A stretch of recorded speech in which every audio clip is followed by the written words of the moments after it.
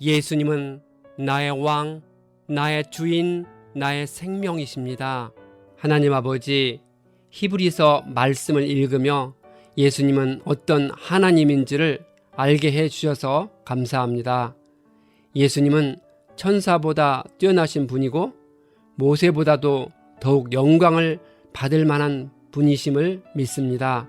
예수님은 큰 대제사장이시며 하나님의 아들이시면서도 십자가를 지심으로 인류의 죄를 짊어지셨습니다.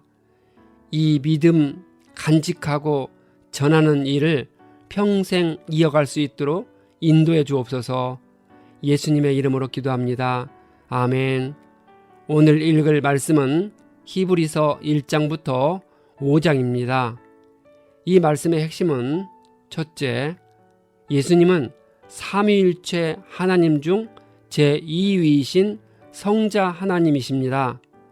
둘째, 예수님은 천사보다 뛰어나고 모세보다도 우월하십니다. 셋째, 예수님은 멜기세덱의 계통을 따라 임명받은 영원한 제사장입니다. 히브리서 개관. 히브리서는 초대교회의 유대인 신자들에게 경고하기 위해 기록되었습니다. 초대교회 시대에 유대교회에서 기독교로 개종한 많은 유대인들은 같은 유대인들로부터 많은 핍박을 받았고 이를 피하기 위해 유대교로 돌아가려 했으며 새롭게 발전된 믿음과 예수 그리스도 안에 있는 자유를 포기하려고 했습니다. 히브리서 기자는 이들에게 그리스도 안에서 성숙한 단계로 성장해 나가도록 권고할 필요를 느꼈습니다. 이 책은 유대계 기독교인들에게 쓰인 책으로 종말론적 대제사장이 되신 예수 그리스도에 대해 설명한 내용이 핵심입니다. 저자에 대한 언급이 없어서 누가 기록했는지 모르지만 13장의 내용을 깊이 연구해 보면 저자를 유추할 수 있습니다. 히브리서의 인간 저자는 알 수가 없지만 분명한 저자가 성령 하나님이시라는 사실에는 추호도 의문을 가질 수 없습니다. 예수 그리스도가 모세보다 뛰어나고 아론보다 뛰어나며 율법보다 뛰어나다는 것을 설명할 필요가 절실했던 시대에 히브리서가 기록되었습니다. 예수 그리스도는 대제사장이신데 아론의 서열로 된 대제사장이 아니라 아브라함이 11조를 바친 멜기세덱의 서열에 따라 영원한 대제사장이 되었음을 선포하고 있습니다. 이 책에는 그리스도의 재림과 죽은 자의 부활과 최후에 있을 심판에 대해 기록하고 있습니다. 두 번째 회개는 없다는 기록과 진리를 아는 지식을 받은 후 다시 범죄했을 때는 다시 속죄하는 제사가 없다는 내용으로 복음서와 긴장관계를 유지하고 있습니다. 이 책에서 저자는 하나님께서 예수 그리스도를 통해 무엇을 하셨는가를 묘사하기 위해 생생한 구약의 이미지들을 사용합니다. 옛 언약이 아니라 새 언약에 머물도록 저자가 유대인 신자들을 설득하기 위해 사용한 강한 감정적 호소가 있음을 알 수 있습니다. 1장. 우리는 이 책 1장을 읽으며 누가 누구에게 왜 쓴다는 것을 알 수 없지만 수신자는 하나님이 오래전부터 선지자를 통해 예언하셨음을 아는 자들이라는 사실을 알 수 있습니다. 예수님은 삼위일체 하나님 중 제2위 성자 하나님이십니다. 예수 그리스도는 우리를 죄로부터 구원하시려고 사람의 육체를 입고 이 땅에 오셨습니다. 그래서 근본 하나님이신 예수님은 사람의 모양으로 나타나기 위해 하나님의 권리를 스스로 포기하셨습니다. 이렇게 사람의 육체를 입고 이 땅에 오신 예수님은 온전한 하나님이신 동시에 온전한 인간이셨습니다. 예수님이 천사보다 훨씬 뛰어나신 이유는 예수님은 성자 하나님이신 반면 천사는 하나님을 경배하고 수종들도록 지음받은 피조물이기 때문입니다. 예수님이 하나님의 맏아들이라 언급되어 있는데 여기서 이 용어는 출생의 순서가 아니라 지위의 명칭으로서 사용된 말입니다. 예수 그리스도는 만유의 상속자로서의 지위를 가지신 절대로 우월하심을 나타내는 칭호입니다. 천사들은 하나님께 영광과 찬송을 돌림으로 하나님을 성심껏 섬겨야 합니다. 예수님과 천사의 우열 관계에 대해 강조하고 있는 이유는 당시 유대인들 사이에서는 천사 숭배가 유행했고 그들은 하나님의 말씀을 전달해주는 천사를 초자연적인 존재로 숭배했습니다. 그래서 이 책의 저자는 구약 성경에 비추어 천사에 비해 절대 높으신 예수님의 우월성을 강조했습니다. 2장 그러므로 우리는 들은 바를 더욱 굳게 간직하여 잘못된 길로 빠져드는 일이 없어야 마땅하겠습니다. 천사들을 통하여 하신 말씀은 시내산에서 모세에게 주신 하나님의 율법입니다. 모세는 여호와께서 천사와 더불어 시내산에 강림하셨다고 했고, 스데반과 바울은 천사를 통하여 율법이 주어졌다고 말했습니다.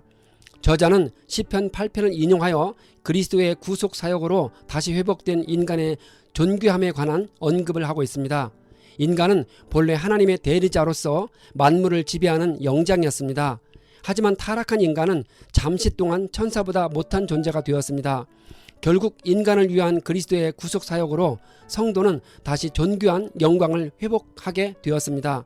따라서 성도들이 숭배할 유일한 대상은 하나님이지 결코 천사가 될 수 없음을 일깨워 줍니다.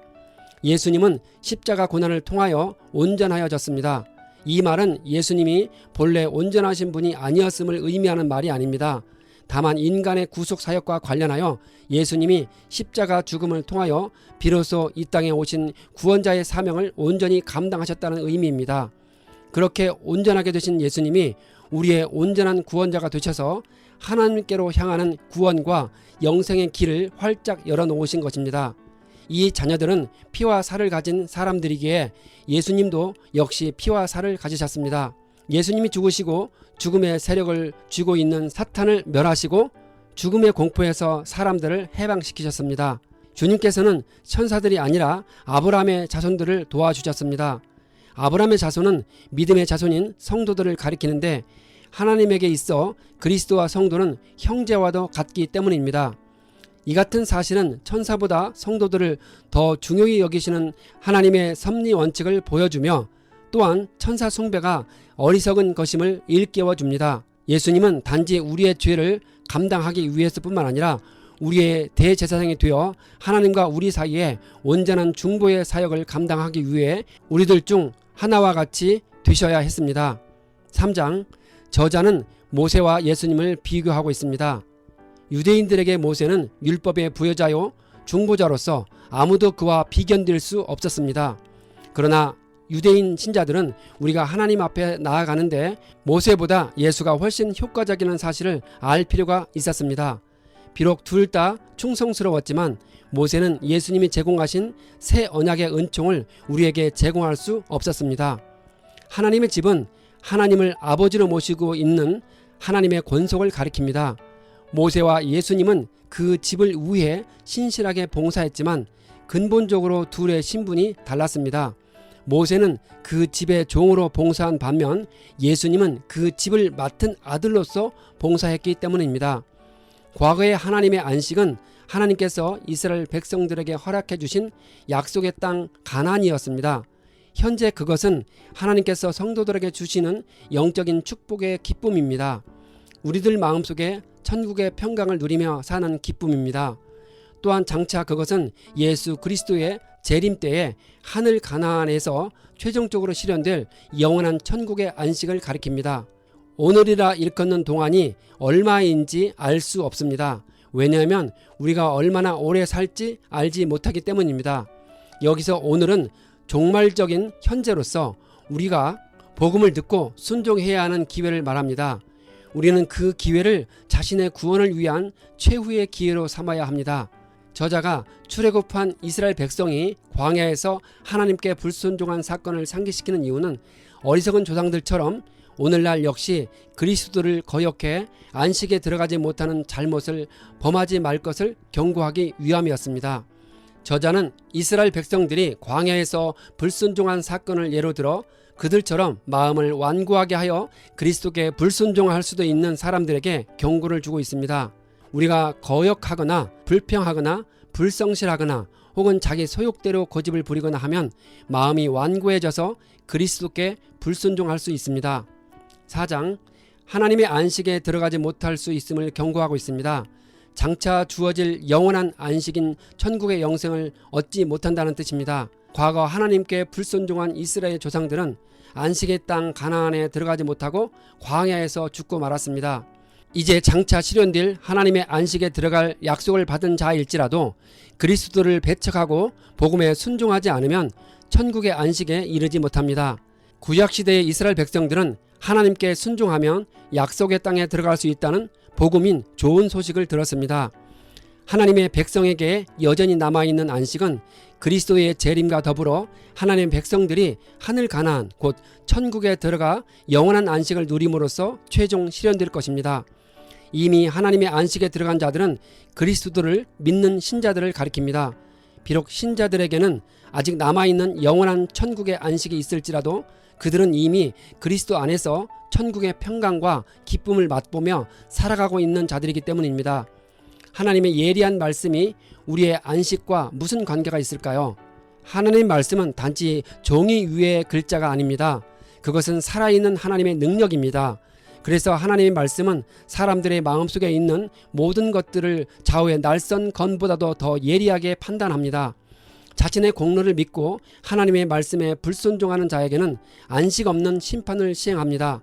반면 그리스도를 믿음으로써 하나님의 말씀에 순종하는 자에게는 안식 있는 구원과 영생을 약속해 줍니다.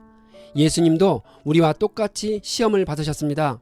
비록 예수님이 보통의 인간들과 똑같은 삶을 살지는 않았을지라도 예수님은 결혼도 하지 않으셨고 따라서 자녀도 없으셨습니다.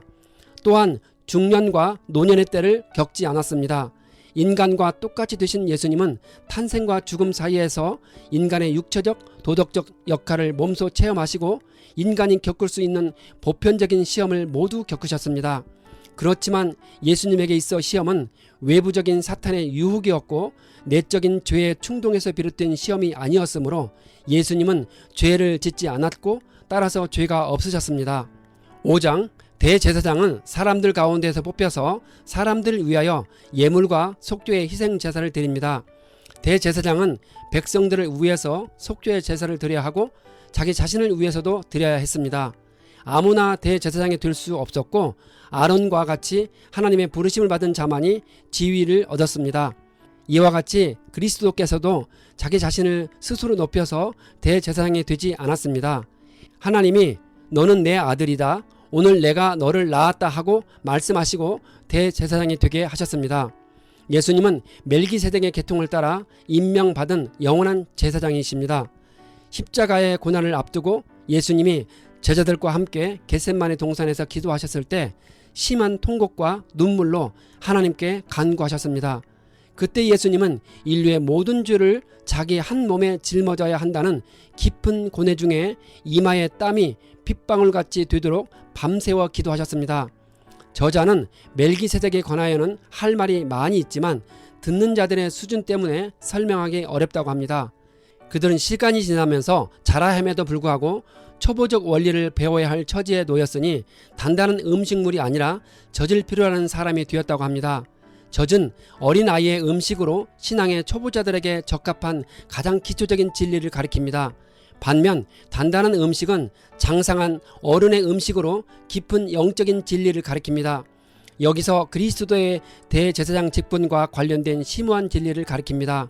장성한 자들은 지각을 사용함으로써 연단을 받아 선악을 분별하는 자들입니다.